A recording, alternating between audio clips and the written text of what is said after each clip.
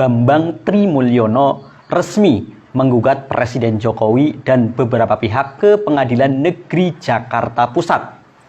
Dan gugatan itu diterima ya. Jadi tinggal kemudian nanti melakukan persidangan-persidangan. Presiden itu kan sebagai pejabat publik ya, sesuai dengan Undang-Undang PT-UN, kemudian Undang-Undang Administrasi Pemerintahan, Undang-Undang Pelayanan Publik. Pejabat publik itu dapat digugat atas kebijakan yang diterbitkannya. Itu prinsip. Nah, tapi di samping itu sesuai dengan pasal 27 Undang-Undang Dasar 1945 itu kan disebutkan bahwa setiap orang itu bersamaan kedudukannya dalam hukum dan pemerintahan dengan tanpa kecualinya. Berarti apa? Termasuk presiden itu bisa digugat ya oleh siapapun ketika ada yang merasa dirugikan. Nah, jadi dalam hal ini termasuk presiden boleh digugat dan juga menggugat baik secara perdata, pidana maupun administrasi. Itu yang terkaitan dengan ketiga wilayah bidang hukum itu. Jadi prinsipnya dapat digugat. Sehingga mohon maaf kepada seluruh pihak yang mengklaim atau menuduh ini abal-abal, sudah verified ya. Nanti rinciannya oleh rekan Riki Fatamazaya. Nah, apa yang menyebabkan gugatan ini dilakukan dan apa kerugiannya? Sebenarnya kerugiannya bukan hanya kepada klien kami, Pak Bambang Trimulyono. Ini adalah kerugian bagi segenap rakyat Indonesia. Kenapa demikian? Karena tentu saja kita rugi kalau memiliki seorang presiden yang ternyata ilegal, memiliki presiden yang ternyata kurang syarat, memiliki presiden yang ternyata dalam proses ya seleksi, dalam proses pemenuhan syarat administratif dalam hal ini ijazahnya ternyata ijazah tadi abal-abal. Bagi pelaku yang menggunakan ijazah atau gelar kesarjanaan dan orang yang membantu memberikan ijazah yang terbukti palsu akan dipidana penjara paling lama 5 tahun.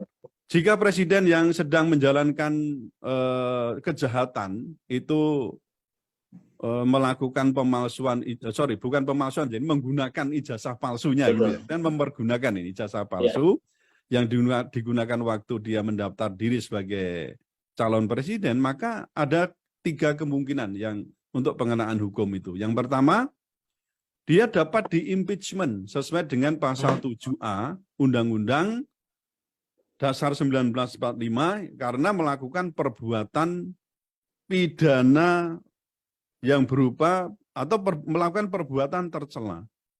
Ini bisa karena kalau perbuatan atau tindak pidana berat ini pemalsuan ini kan tidak termasuk perbuatan atau tindak pidana berat. Jadi kalau dikelompokkan ini di 7A ini termasuk saya kira ini perbuatan tercela. Ya, jadi itu saya kira lebih tepat itu ya. Karena istilahnya itu kan berarti melakukan kebohongan. Itu kan termasuk perbuatan yang tercela ini. Kemudian yang kedua, atau mungkin juga bisa dikatakan maupun apabila terbukti tidak lagi memenuhi syarat sebagai presiden dan atau wakil presiden karena ijazahnya palsu sebenarnya kan tidak memenuhi syarat sebagai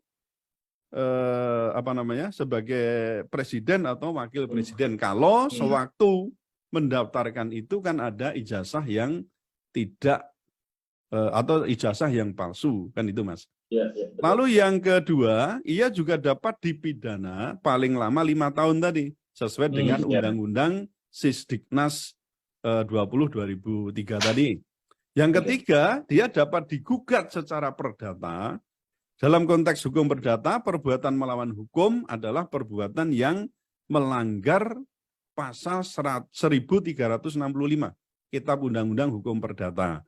Bahwa dijelaskan pihak yang dirugikan oleh pihak lain berhak menuntut ganti rugi tetapi bukan dalam lapangan perjanjian. Jadi ada 3 hal ini yang mungkin akan dilakukan terkait dengan kalau misalnya presiden itu melakukan atau menggunakan maksud saya mempergunakan ijazah palsu.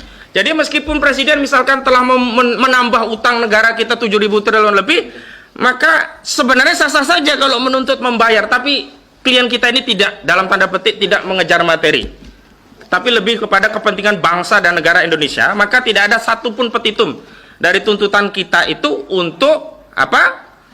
Untuk mengganti rugi dalam bentuk uang.